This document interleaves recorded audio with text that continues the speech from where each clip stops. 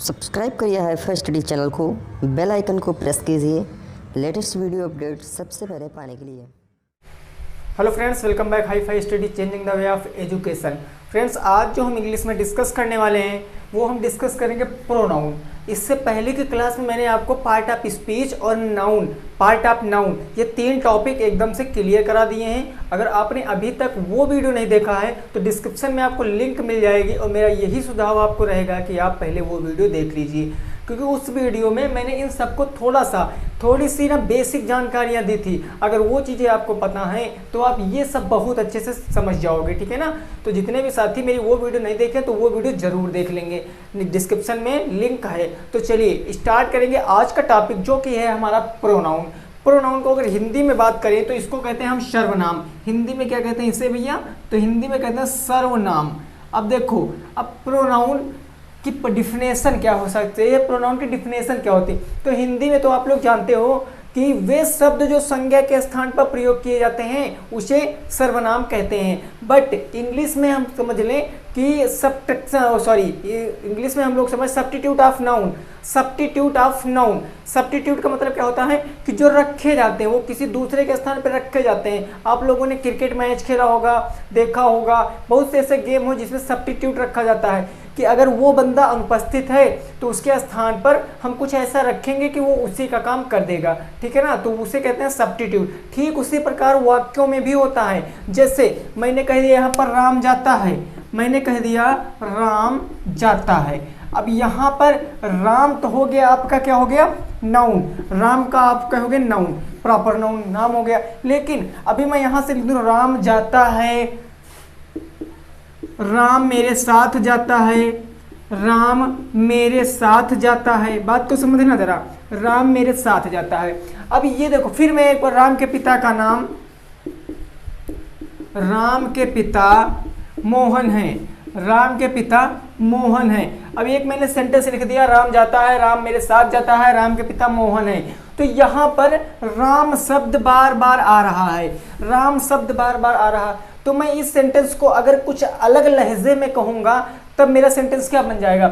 मैं कह दूंगा राम जाता है। मैं यहाँ पर बार बार राम ना कहकर एक बार राम कहूँगा, राम जाता है। उसके बाद मैं कह दूंगा वह मेरे साथ जाता है, वह मेरे साथ जाता है। और मैंने कह दिया उसके पिता मोहन है, उसके पिता क्यों कौन है? मोहन है, मोहन है। अब देखो, मैंने यहाँ पर एक शब्द प्रयोग किया वह, मैंने यहाँ पर एक शब्द प्रयोग किया वह, और यहाँ पर एक शब्द प्रयोग किया उसके। तो ये देखो, मैंने राम के ही स्थान पे तो प्रयोग किए हैं, ये मैंने राम के ही स्थान पे तो प्रयोग किए हैं। तो कहने का मतलब जो संज्ञा के स्थान पर प्रयोग होते हैं या सब्स्टिट्यूट रखे जाते हैं उन्हें हम लोग सर्वनाम या प्रोनाउन कहते हैं। Pronoun is a word used in place of a noun, ठीक है ना। ये जो प्रोनाउन हमारे वर्ड होते हैं इनको हम यूज करते हैं नाउन के स्थान पर। क्लियर हो गया ना? देखो यहाँ देखोगे तो मैंने बार बार कह रखा है राम जा रहा है, राम मेरे साथ जाता है, राम के पिता मोहन है। बट प्रोनाउन वाली सिचुएशन में मैं बार बार ना कहकर मैं केवल एक बार कह रहा हूँ कि राम जाता है, वह मेरे साथ जाता है, उसके पिता मोहन है। तो यहाँ पर उसके और वह हमारा क्या हो जाएगा? प्रोनाउन हो जाएगा। इतना समझ लिए तो अब और समझने में आगे आपको बहुत ज़्यादा आसानी होने वाली है। अभी मैं आपको बताऊंगा कि प्रोनाउन के कितने पार्ट होते हैं और प्रोनाउन ये सब कैसे यूज़ किए जाते हैं, हर चीज़ बताऊंगा। तो वीडियो को लाइक कर देना मेरे दोस्त, और ज़्यादा से ज़्यादा वीडियो को शेयर कर देना, ठीक है ना। क्योंकि वीडियो जो है वो बहुत ज़्यादा इंटरेस्टिंग है, आपको समझ में आ जाएगा, ये 100% गारंटी है। ओके, क्लियर हो गया ना? अब चलो, अब यहाँ से मैं बता दो प्रोनाउन तुम्हारे होते हैं कौन कौन से। देखिए, प्रोनाउन होते हैं बहुत प्रकार के, लेकिन आपको पढ़ना केवल 7 या 8 प्रकार के हैं। 7 या 8 प्रकार के ही पढ़ना है। हो सकते हैं कि और भी टाइप होते हों, बट जितना पढ़ना है जो जितना आपके सिलेबस में है, ठीक है ना। देखो, अब कहा गया कि प्रोनाउन कितने होते, तो मैं पहले बात करूँ पहले प्रोनाउन की। तो पहला आता है आपका सब्जेक्टिव प्रोनाउन, पहला आता है आपका सब्जेक्टिव प्रोनाउन। ये कौन सा प्रोनाउन होता है? Subjective pronoun. देखो, अब इसको सब्जेक्टिव प्रोनाउन, और इसको बहुत से किताबों में पर्सनल प्रोनाउन भी लिखा होता है। याद रखना, बहुत से बुकों में पर्सनल प्रोनाउन भी लिखा होता है, तो कंफ्यूज ना होना, पर्सनल प्रोनाउन को हो चाहे सब्जेक्टिव प्रोनाउन को हो, बात एक ही होती है। क्लियर, इतना क्लियर है। क्या करा करिए आप लोग यहाँ से हेडिंग लिखा करें, तो आपको अगर नहीं क्लियर है वो चीज़ तो आप स्क्रीनशॉट लेकर उसका नोट डाउन कर लिया करें, ठीक है ना, उसका नोट डाउन कर लिया करें। देखो अब सब्जेक्टिव कहने का मतलब ऐसे प्रोनाउन जो सब्जेक्ट का रोल अदा करते हैं हमारे सब्जेक्टिव प्रोनाउन कहलाते हैं। क्या? ऐसे प्रोनाउन जो हमारे सब्जेक्ट का रोल अदा करते हैं हमारे सब्जेक्टिव प्रोनाउन कहलाते हैं। बोलो क्लियर हो गया ना। ये होते क्या कौन कौन से हैं देखो, तो ये होते हैं तुम्हारे ही, सी, आई, वी, यू, दे, ये होते हैं तुम्हारे सब्जेक्टिव प्रोनाउन। कौन कौन से? ही, सी, आई, वी, यू, दे। अब देखो कैसे, देखो मैंने कह दिया वे खेलते हैं। सपोज देन थोड़ा सा मैं यहाँ से साफ करना चाहूँगा। चलिए मैं आपको एग्जांपल समझाता हूँ। सब्जेक्टिव प्रोनाउन और समझ गए, वे प्रोनाउन होते हैं जो सब्जेक्ट का रोल अदा करते हैं, जो सब्जेक्ट का रोल अदा करते हैं। जैसे मैंने कह दिया वे खेल रहे हैं, वे खेल रहे हैं, तो इसकी इंग्लिश क्या बन जाएगी? इसकी इंग्लिश क्या बन जाएगी? तो इसकी इंग्लिश बन जाएगी they are playing, they are playing, यही तो बन जाएगी दे आर प्लेइंग। अब यहाँ पर देखो सब्जेक्ट क्या है? सब्जेक्ट तुम्हारा वह, वे है, और वे की इंग्लिश दे, मतलब वे खेल रहे हैं। अब ये यहाँ पर वे जो है ये आपका सब्जेक्ट का काम कर रहा है। ये किसका काम कर रहा है? सब्जेक्ट का काम कर रहा है। तो जहाँ पर सब्जेक्ट का काम होता है वही मेरे सब्जेक्टिव प्रोनाउन होते हैं। ये ही, सी, आई, वी, यू, दे इतने होते हैं। क्लियर है? बोलो क्लियर है। देखिए पहचानने को आ सकता है, ऐसे सेंटेंस आ जाएगा कि दे आर प्लेइंग, इसमें कौन सा प्रोनाउन है, तब आप तो बता दो कि दे प्रोनाउन है। लेकिन पूछ लिया इसमें कौन किस टाइप का प्रोनाउन है, तब आपको याद रखना जो सब्जेक्ट का कार्य करेगा वो मेरे सब्जेक्टिव प्रोनाउन कहलाते हैं। ठीक है ना, जो सब्जेक्ट का कार्य करेगा वो हमारे सब्जेक्टिव प्रोनाउन कहलाएंगे। अब एक और एग्जांपल से जैसे मैं आप समझा दूं, जैसे मैंने कह दिया he is reading, he is reading. अब यहाँ पर क्या हो गया? यहाँ पर वह पढ़ रहा है, तो यहाँ पर सब्जेक्ट क्या हो गया हमारा? ही, और सब्जेक्ट का काम क्या कर रहा है हमारा? प्रोनाउन कर रहा है, तो सब्जेक्टिव प्रोनाउन क्या हो जाएगा? ही हो जाएगा। समझ रहे हो मेरे दोस्त? समझ रहे हो ना? ही हो जाएगा आपका सब्जेक्टिव प्रोनाउन। सब्जेक्टिव प्रोनाउन क्या होता है?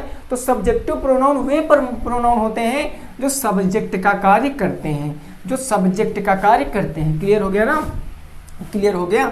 चलो फिर अब मैं यहाँ से आपको प्रोनाउन लिख दूँ। एक तो आपने पढ़ ही चुका है सब्जेक्टिव प्रोनाउन। अब देखिए मैं यहाँ पर सभी प्रोनाउन लिख दूँ कि कौन से प्रोनाउन क्या क्या होते हैं, तब आप लोग स्क्रीनशॉट भी ले सकते हैं। देखिए अब प्रोनाउन लिखे हैं आपके सामने। टोटल प्रोनाउन आपको 7 प्रकार के पढ़ना है। 7 प्रकार के कौन कौन से?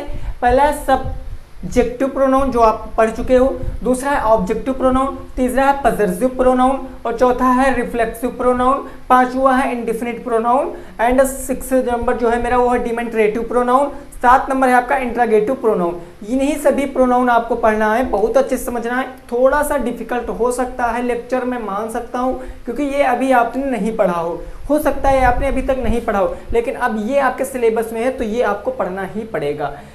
टोटल सब्जेक्टिव मैंने बता दिया जो सब्जेक्ट का रोल अदा करते हैं। अब बात करते हैं ऑब्जेक्टिव प्रोनाउन की। ऑब्जेक्टिव प्रोनाउन हमारे वे प्रोनाउन होते हैं जो ऑब्जेक्ट का रोल अदा करते हैं। सब्जेक्ट ऑब्जेक्ट पहचानना आपने active passive tense, direct indirect यानी कि नरेशन सब में आपने सीख चुका है, सबने सीख लिए है ना। तो सब्जेक्ट ऑब्जेक्ट में आपको कोई दिक्कत नहीं होगी। देखो मैं आपके साथ कहूँ, मैं कहूँ जैसे मैंने यहाँ पर 2 सेंटेंस लिख दिया, बात को अगर जरा गौर से समझना। मैंने यहाँ पर 2 सेंटेंस लिख दिया, कौन कौन से? मैंने लिख दिया मोहन जा रहा है, मोहन जा रहा है, तो ये मेरा कैसा सेंटेंस बन गया? यहां पर मैं करूंगा मोहन इज गोइंग। यहां क्या किया मैंने? Mohan is going. अब यहां पर क्या कोई प्रोनाउन है? यहाँ पर कोई प्रोनाउन है? नहीं है, लेकिन मैं इसी को कुछ ऐसे लिख दूं कि he is going, he is going. तो यहाँ पर सब्जेक्ट यानी मोहन के स्थान पर क्या हमारा सब्स्टिट्यूट आ गया? ही आ गया, रिप्लेसमेंट हो गया मोहन का, और आ कौन गया? ही। तो ही हमारा क्या हो जाएगा? Subjective pronoun. क्या हो जाएगा? Subjective pronoun. लेकिन मैं इसी के साथ ऐसे लिखूं,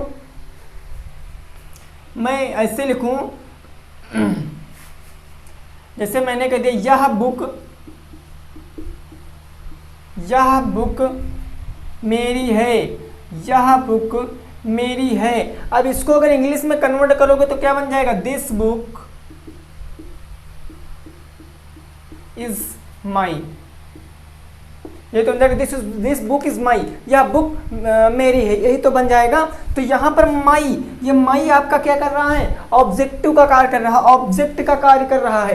तो इसी प्रकार के सेंटेंस हमारे ऑब्जेक्टिव होते हैं, यानी कि ये ऑब्जेक्टिव होते हैं। देखो ये होते कितने प्रकार के हैं, तो लिखा है आप देख सकते हो, him, her, me, you, them, ये सब होते हैं हमारे ऑब्जेक्टिव प्रोनाउन। क्या होते हैं, ऑब्जेक्टिव प्रोनाउन। देखिए सपोज देन मैंने कह दिया, जैसे मैंने कह दिया he is playing with me. यहां मैंने कह दिया he is playing with me, यानी वह मेरे साथ खेल रहा है। तो यहां पर आप देखोगे मी आया, क्या आया, मी।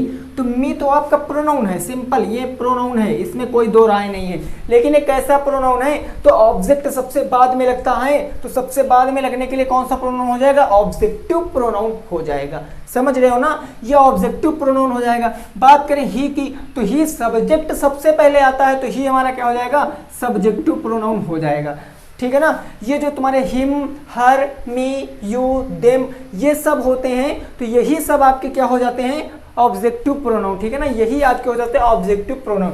देखिए ही का हिम बन जाता है, सब्जेक्ट ऑब्जेक्ट ये आपने पढ़ रखा है। ही का हिम बन जाता है, सी का हर बन जाता है, आई का मी बन जाता है, और वी मैंने नहीं लिखा है, वी का अस बन जाता है। ठीक है ना, वी का अस बन जाता है, इसमें मैंने यू नहीं लिखा, तो और यू का यू ही रहता है, दे का देम बन जाता है, वी का अस हो जाता है। ये सारणी आपने डायरेक्ट, इनडायरेक्ट और एक्टिव पैसिव में याद कर रखा है कि अगर ही आएगा तो हिम बनाएंगे, सी आएगा तो हर बनाएंगे, आई भी। वही काम है जो हमारे चेंज होते हैं, तो चेंज होते हैं वो हमारे होते हैं ऑब्जेक्टिव प्रोनाउन, जो हमारे चेंज नहीं होते वो होते हैं हमारे सब्जेक्टिव प्रोनाउन। ठीक है ना, सब्जेक्ट का मतलब पहले आएगा और ऑब्जेक्ट का मतलब बाद आएगा। जो बाद में आएंगे वो हमारे ऑब्जेक्टिव प्रोनाउन होते हैं, तो सब्जेक्ट पहले आएंगे वो मेरे सब्जेक्टिव प्रोनाउन होते हैं। अभी एग्जाम्पल से बहुत अच्छे समझाऊंगा, पहले थोड़ा थोड़ा इनके बारे में समझ लीजिए। अभी पहचानना भी बताऊंगा आपको, कहीं भी वीडियो छोड़ के मत जाना, अभी पहचानना बताऊंगा, तब आप बता दो कि यस सर ये मेरा ये सेंटेंस है, ये प्रोनाउन इसमें इंक्लूड है। ओके मेरे भाई, कुछ भी मत करना, वीडियो को लास्ट तक देखना, समझ में आएगा, ये मैं गारंटी लेता हूँ। ओके, तो हमारा क्या ऑब्जेक्टिव और सब्जेक्टिव प्रोनाउन क्लियर, बोलो ऑब्जेक्टिव सब्जेक्टिव प्रोनाउन क्लियर। ठीक है, अब मेरा जो आता है वो होता है पॉजेसिव प्रोनाउन। क्या आता है, अगला जो आता है, अब इसको जो होता है ये दो कैटेगरी में बांटा गया है। जो अगला आया है हमारा, इसको दो कैटेगरी में बांटा गया। पहली कैटेगरी कौन सी हो जाएगी, देखिए इसको दो कैटेगरी में बांटा गया है। इसकी जो पहली कैटेगरी हो जाएगी, इसमें हम इन्हीं वाले सेंटेंसों को लिखेंगे, इसी वाले सेंटेंसों को, क्या, him, her, me, you, them, us, ये हमारे इसी सेंटेंस में आते हैं। ये हमारे him, her, me, you, them, us, ये हमारे पहले, देखो इसमें बात अगर करें तो जो तुम्हारा होता है तीसरा नंबर, इसमें अधिकार की बात की जाती है। किसकी बात की जाती है, अधिकार की। अब अधिकार देखो, जैसे मैंने कहा यह बुक मेरी है, जैसे मैंने कहती यह बुक मेरी है, तो ये मेरा अधिकार है। लेकिन मैं कहूँ यह बुक मेरी ही है, यहाँ पर दो बातें निकल के आती है। मैंने कहा यह बुक मेरी है, अधिकार है मेरा भाई, लेकिन मैंने इसी को कह दिया यह बुक मेरी ही है, तो मेरा अधिकार है कि ये बुक मेरी है, आप मुझसे ले नहीं सकते हो। तो इसीलिए यहाँ पर इस टाइप के दो कैटेगरी में बांटा गया। अब देखो, अगर यहाँ पर हिम को कुछ नहीं करेंगे, हिम हमारा हिम ही रहता है। हर भी कुछ नहीं करेंगे, हर में हर रहता। और मी मेरा माइंड में चेंज होता है, याद रखना, मी आपका माइंड में चेंज होता है। यू आपका योर्स में हो जाता है, यू आपका योर्स में हो जाता है। देम ही रहता है, और अस ही रहता है। अवर्स में चेंज हो जाता है, इतना याद रखना। देखिए कैसे मैंने कह दिया दिस इज माई बुक, मैंने कह दिया दिस इज माई बुक, यह किताब मेरी है। मैंने कह दिया दिस इज माई बुक, यह किताब मेरी है। लेकिन यहाँ पर अधिकार हमको थोड़ा सा है, यहाँ थोड़ा सा अधिकार, यह बुक मेरी, लेकिन मैं इसी को कह दूँ ऐसे, this is this is mine book, this is mine book. इसका मतलब क्या हो जाएगा, निश्चय ही यह बुक मेरी है, यह बुक मेरी ही है। तो मी माइन, तो यहाँ पर मी नहीं आया तो ये मत समझना कि माइन हमारा जो होगा प्रोनाउन नहीं होगा, डेफिनेटली ये आपका प्रोनाउन होगा। कौन सा प्रोनाउन होगा, तो ये आपका अधिकार वाला प्रोनाउन हो जाएगा, क्योंकि यहाँ पर अधिकार है आपको कि यह बुक आपकी ही है। बोलो समझ में आ रहा है ना, यहाँ पर अधिकार हो जाएगा आपको कि यह बुक आपकी ही है। क्लियर, इतना क्लियर। सब्जेक्टिव, ऑब्जेक्टिव और पॉसेसिव प्रोनाउन आपने पढ़ लिया। अब देखिए चौथा नंबर जो हम जाएंगे वो हो जाएगा हमारा reflexive pronoun. Reflexive pronoun 3 number तक आपने सीख लिया ना। देखिए अभी एग्जांपल बताऊंगा तो एकदम क्लियर हो जाएगा, दिक्कत नहीं लेना, एकदम क्लियर हो जाएगा। चलिए तीसरा नंबर देखते हैं हमारा क्या हो जाएगा। देखिए यहीं से क्वेश्चन, छोटे छोटे क्वेश्चन निकल के आते हैं, यहीं से छोटे छोटे क्वेश्चन निकल के आएंगे और पूछ लेगा आपका क्या हो जाएगा।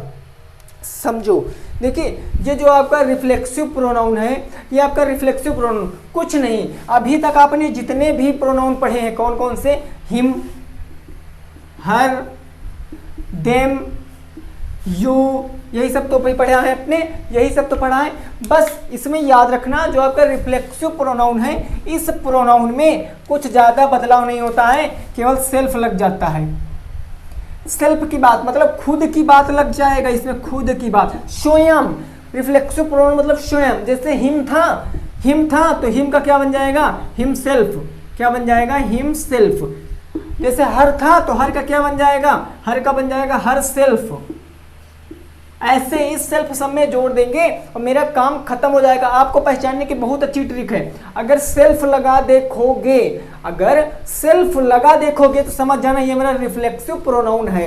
अगर सेल्फ लगा देखोगे तो समझ जाना रिफ्लेक्सिव प्रोनाउन है, क्योंकि इसकी बात खुद की बात होती है, इसमें खुद की बात होती है, ठीक है ना, इसमें जो है तुम्हारी खुद की बात होती है। क्लियर, बोलो क्लियर है ना। चलो ठीक है, अब आगे थोड़ा सा बढ़ते हैं। आगे मेरा आ जाता है इनडिफिनिट प्रोनाउन।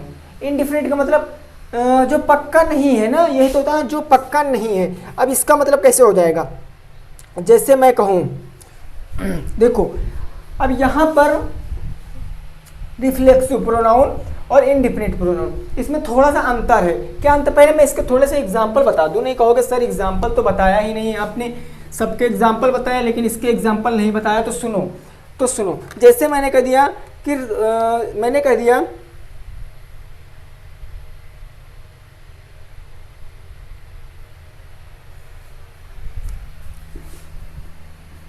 मैंने कह दिया राम खुद जाएगा। मैंने कह दिया राम खुद जाएगा, राम खुद जाएगा, राम खुद जाएगा। तो इसकी इंग्लिश क्या बन जाएगी, Ram will go himself, Ram will go himself, यही तो बन जाएगा राम खुद ही जाएगा। अब खुद के लिए मैंने हिमसेल्फ लगा दिया तो बन गया Ram will go himself, Ram खुद ही जाएगा। अच्छा इसी को मैं कुछ ऐसे, राम खुद ही जाएगा तो राम हिमसेल्फ गो, यानी कि बात वही है। अगर समझ लेना हिमसेल्फ यानी कि सेल्फ लगा मिल जाएगा। अगर सेल्फ लगा मिल जाएगा तो समझ लेना ये मेरा रिफ्लेक्सिव प्रोनाउन है, ये मेरा रिफ्लेक्सिव प्रोनाउन है अगर आपको सेल्फ लगा मिल जाएगा। समझ गए ना, समझ गए। आप लोग क्या करिए, स्क्रीनशॉट ले लीजिए, फिर आगे देखते हैं हमारा क्या हो जाएगा। इतना तो समझ गए होंगे, अभी एग्जाम्पल बताएंगे समझ में आ जाएगा। 4 समझ गए ना, 4 नंबर तक समझ गए, यानी कि रिफ्लेक्सिव प्रोनाउन तक समझ गए। आप 5वीं बात करेंगे इनडिफिनिट। इनडिफिनिट का मतलब होता है अनिश्चित। क्या होता है, अनिश्चित मतलब जो पक्का ना हो। देखो जैसे मैंने कह दिया वे खेल रहे हैं, तो यहाँ पर तो मैंने बताया कि वे खेल रहे हैं, लेकिन यहाँ पर मैंने बताया कि वे बच्चे हैं खेल रहे हैं, तो मैं वे के स्थान पर आल भी तो लिख सकता हूँ। आल बॉयज आर प्लेइंग, यानी कि सभी बच्चे खेल रहे हैं। तो चाहे सभी बच्चे कहो चाहे वे कहो, बात तो एक ही है। तो जो आल आ गया आपका आल, यही हो जाता है आपका इनडिफिनिट प्रोनाउन, यानी कि निश्चित नहीं कितने बच्चे हैं, जितने भी हैं मैंने आल लगा दिया, काम खत्म। ठीक है ना, मैंने लगा दिया आल, लगा दिया, काम खत्म। ऐसे ही आल होता है, बोथ होता है, तो ये सब जो तुम्हारे होते हैं कि निश्चित नहीं है, वहाँ पर संख्या जो होगी वो निश्चित नहीं होगी, ना तो एक बंदे की बात करेगा ना तो दो बंदे की बात करेगा। हाँ, अगर ज़्यादा होंगे तो आर लगा देंगे, यानी एक से अधिक होंगे तो आर लगा सकते, बोथ लगा सकते, ये सब लगा सकते हैं। यही होता है आपका इनडिफिनिट प्रोनाउन, यानी कि जो अनिश्चित होते हैं, जो निश्चित नहीं होते हैं, वही हमारे इनडिफिनिट प्रोनाउन होते हैं। क्लियर हो गया ना? क्लियर हो गया? बोलो क्लियर। चलो अब जो हमारा आता है डिमॉन्स्ट्रेटिव प्रोनाउन, ये क्या प्रोनाउन होते हैं? ये प्रोनाउन कौन से होते हैं तो समझो जरा। जो डिमॉन्स्ट्रेटिव प्रोनाउन होते हैं ये बहुत आसान है। जैसे मैंने कह दिया दिस इज माई बुक, मैंने कह दिया दिस इज माई बुक, इसमें यानी यह किताब मेरी है, यह किताब मेरी, इसका मतलब है तो जो आपका दिस आया है यही हो जाएगा आपका डिमॉन्स्ट्रेटिव प्रोनाउन। जैसे मैंने कह दिया that is my book, that is my book, यानी वह किताब मेरी है, तो यहाँ पर दैट आया, यही हो जाएगा आपका demonstrative pronoun. This, that, these, those, these भी एक सेंटेंस आता है, दीज आर माई बुक, ये किताबें मेरी हैं, दोज आर माई बुक, तो दिस, दैट, दोज, दीज, ये सब जो सेंटेंस आते हैं आपके डिमॉन्स्ट्रेटिव प्रोनाउन होते हैं। ठीक है ना, ये सेंटेंस आपके डिमॉन्स्ट्रेटिव प्रोनाउन होते हैं। अब जो लास्ट आता है आपका इंट्रागेटिव प्रोनाउन, लास्ट आता है आपका इंट्रागेटिव प्रोनाउन। इस प्रोनाउन में हम क्वेश्चन पूछते हैं, इस प्रोनाउन में हम क्वेश्चन पूछते हैं, तब जाके जो आंसर आता है वो मेरा एक नाउन आंसर आता है। जैसे मैंने कह दिया व्हाट इज योर नेम, मैंने कह दिया व्हाट इज योर नेम, तुम्हारा नाम क्या है, तब आप बताओगे सर मेरा नाम राम है, मोहन है, श्याम है, जो भी है तुम्हारा नाम, वो नाम आप बताओगे कि माय नेम इज ये। तो ये जो वाक्य होते हैं व्हाट, हु, जैसे मैंने कह दिया हु आर यू, तुम कौन हो, या मैंने कह दिया हाउ आर यू, तुम कैसे हो। तो जो आपके WH फैमिली वाले शब्द होंगे, बात को गौर से समझना, जो आपके WH फैमिली वाले शब्द होंगे वही आपके इंट्रागेटिव प्रोनाउन होते हैं। ठीक है ना, वही आपके इंट्रागेटिव प्रोनाउन होते हैं। इतना समझ गए? इतना समझ गए? अगर इतना समझ गए तो बहुत अच्छी बात है। अब देखो हम एग्जाम्पल से सॉल्व करेंगे। अब मैं यहाँ पर कुछ एग्जाम्पल लिख दूंगा, उसका आपको क्या करना है, आंसर बताना है, मैं भी साथ में बताऊंगा। क्लियर है? इतना क्लियर है? समझ गए कि कौन कौन से प्रोनाउन होते हैं? तो सब्जेक्टिव प्रोनाउन, ऑब्जेक्टिव प्रोनाउन, और हमारा positive pronoun, reflexive pronoun, indefinite pronoun, interrogative pronoun, demonstrative pronoun, ऐसे सभी प्रोनाउन हमारे होते हैं। अब चलिए हम देखेंगे, कुछ एग्जाम्पल यहाँ पर लिख रहे हैं, उसमें आपको पहचानना है कौन सा हो जाएगा। देखिए अब कुछ एग्जाम्पल आपके सामने लिखे हैं, कुछ एग्जाम्पल आपके सामने लिखे हैं, टोटली 5 एग्जाम्पल हैं। इसमें आपको छांट के बताना है कौन सा प्रोनाउन है। पहला लिखा है आपका each of these boys deserve of rewards, यानी कि इन सभी बच्चों में प्रत्येक इनाम का हकदार है, इन सभी बच्चों में से प्रत्येक इनाम का हकदार है। इसमें से आप बताइए कौन सा प्रोनाउन है, कौन सा प्रोनाउन है। देखो अब मैं बताऊं, यहाँ पर जो लिखा है इच, क्या लिखा है इच, यही आपका प्रोनाउन है। कौन सा प्रोनाउन है? तो ये आपका जो है, ये आपका लिखा है डिमॉन्स्ट्रेटिव प्रोनाउन है। डिमॉन्स्ट्रेटिव प्रोनाउन आपका इच है। क्यों? यहाँ पर बात वितरण की बात की जाती, किसकी? वितरण की बात की जाती, कि जितने भी बच्चे खेल रहे हैं, पढ़ रहे हैं, लिख रहे हैं, कुछ भी कर रहे हैं, उसमें से प्रत्येक रिवार्ड का हकदार है, मतलब प्रत्येक पुरस्कार का हकदार है। तो इसलिए यहाँ पर मैंने इच लगा दिया, इच, कि प्रत्येक, यानी कुछ जितने भी खेल रहे हैं हमको नहीं पता, लेकिन जितने भी खेल रहे हैं, पढ़ रहे हैं, लिख रहे हैं, उसमें से प्रत्येक रिवार्ड का हकदार है। इसलिए इच हो जाएगा मेरा डिमॉन्स्ट्रेटिव प्रोनाउन। बोलो क्लियर? इच हो जाएगा आपका डिमॉन्स्ट्रेटिव प्रोनाउन। देखिए मैं समझ सकता हूँ थोड़ा सा हार्ड होगा, मैं समझ सकता हूँ थोड़ा सा हार्ड होगा, लेकिन वीडियो लेक्चर को अच्छे से समझिए। एग्जाम्पल अभी इसकी PDF वीडियो के जस्ट तुरंत बाद आपको टेलीग्राम पे मिल जाएगी, वहाँ से आप लोग इसके एक्सरसाइज को डाउनलोड करके उसके एक्सरसाइज को सॉल्व करिए और अपनी प्रिपरेशन को अच्छे से बनाइए। ठीक है ना, वहाँ पर PDF अपलोड कर दी गई है, आप लोग वहाँ से PDF लोड कर लेना, अपलोड कर दी गई है, लोड करके अपनी प्रिपरेशन अच्छे से करना। देन नेक्स्ट है हमारा where are you, where are you, तुम कहाँ हो, तुम कहाँ हो। तो अब इसमें कोई वेयर, WH फैमिली वाला शब्द आ गया, तो ये प्रोनाउन है, लेकिन कैसा प्रोनाउन है? तो ये आपका इंट्रागेटिव प्रोनाउन है, ये आपका इंट्रागेटिव प्रोनाउन है। समझ में आ गया? तीसरा है समवन एट द डोर, कोई दरवाजे पर है, समवन एट द डोर। तो ये बात हो गई, कोई है दरवाजे पे, जरूरी नहीं लड़का है, लड़की है, रिश्तेदार हैं, दोस्त, भाई बहन, कोई भी हो सकता, यानी कि निश्चित नहीं है, अनिश्चित है। तो अनिश्चित का मतलब ये कौन सा हो जाएगा? इनडिफिनिट। कौन सा हो जाएगा? इनडिफिनिट प्रोनाउन, क्योंकि निश्चित नहीं है। देन नेक्स्ट है हमारा I will do it my self, मैं अपना खुद कर लूंगा, मैं अपना खुद कर लूंगा, तो यहाँ पर माई सेल्फ आ गया। मैंने बताया था सेल्फ लगा होगा तो समझ लेना कौन सा हो जाएगा, रिफ्लेक्सिव प्रोनाउन हो जाएगा। अगर कहीं भी आपको सेंटेंस में सेल्फ लगा मिल जाएगा और आपसे पूछ ले जाएगा कि इसमें कौन सा प्रोनाउन है, तो आप समझ जाना कि सर यहाँ पर रिफ्लेक्सिव प्रोनाउन है। क्लियर। देन नेक्स्ट मेरा जो आखिरी है वो कहता है this is my house, this is my house, यह घर मेरा है। तो यह घर मेरा है कहने का मतलब खुद की बात की गई, स्वयं यानी कि मेरा है।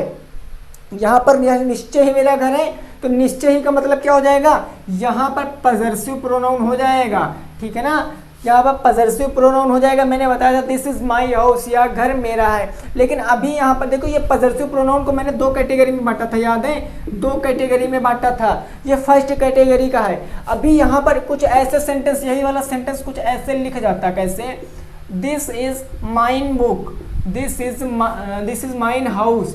तब आपका क्या हो जाता कि यह अगर निश्चय ही मेरा है, यह अगर मेरा ही है, यानी कि पक्का मेरा है, तो यहाँ पर मी के साथ माइन, तो ये हो जाता सेकंड कैटेगरी का।